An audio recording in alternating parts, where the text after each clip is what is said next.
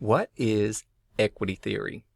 Well, generally, equity theory involves individuals and how they're motivated.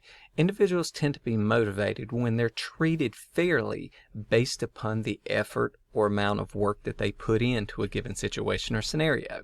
So basically, individuals are motivated by their sense of fairness, their subjective interpretation as to whether they are being treated fairly in a given situation. So fairness is often judged by social comparison, meaning that how are other people being treated in this type of situation? So we compare what we call our inputs, that is the effort that we put into a given situation, with the results or outputs, what we get out of the given situation, with the efforts of others, and these are the reference that we are comparing to socially. So this model shows I put in this amount of effort, time, ability, loyalty. These are all inputs. What do I get out of it? Pay, bonus, perks, benefits, title, status, etc. Now, I would compare these outputs to what others are receiving, and I would compare these inputs to what others are inputting and see if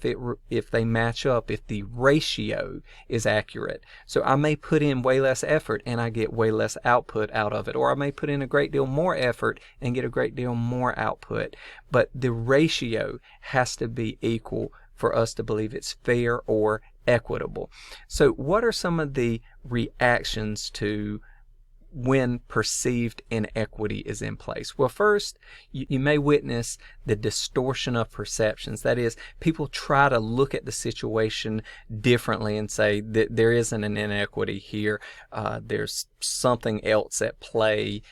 So they basically distort their perception of the facts of the situation, whether inputs and outputs are somehow being inequitably distributed. Okay.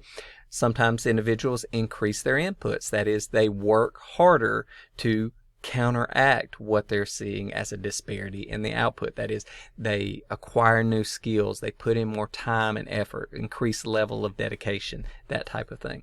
Other times you see individuals reduce inputs. They get soured on the situation, they become less motivated, so they put in less work, and ultimately sometimes the quality of their work goes down as in addition to the quantity that they're putting in. So they may put in less hours. The hours that they do put in may be of lower quality. Okay.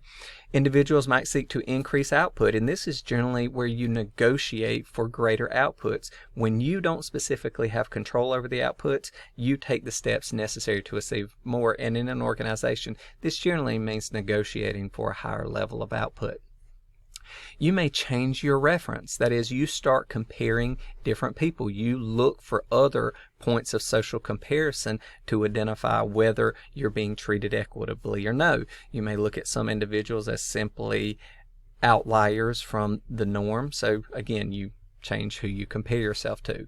Others will simply leave the situation and not be involved anymore. They quit putting in any inputs and expect no outputs. They go find different input-output scenario, or different job, if you will. So leaving the scenario.